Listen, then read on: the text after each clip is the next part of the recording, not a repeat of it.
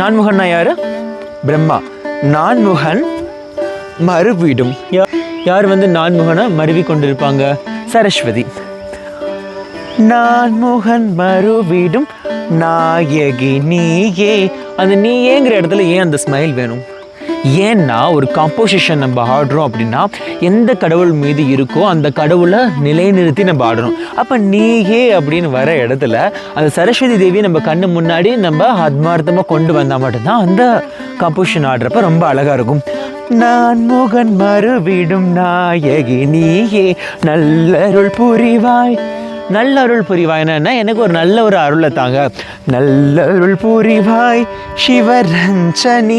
இங்கே சிவரஞ்சனி அப்படிங்கிறது வந்து சரஸ்வதி தான் கொடுப்பிடுறாங்க.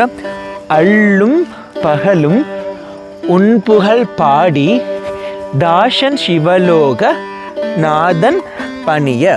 அள்ளும் பகலும்னா நைட் அண்ட் டே உன்னோட புகழை தான் பாடிட்டுருக்கேன்.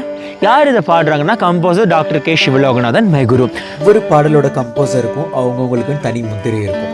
அந்த மாதிரி இந்த பாடலில் தாசன் சிவலோகநாதன் அப்படிங்கிறது வந்து இந்த பாடல் எழுதியவரோட முத்திரை.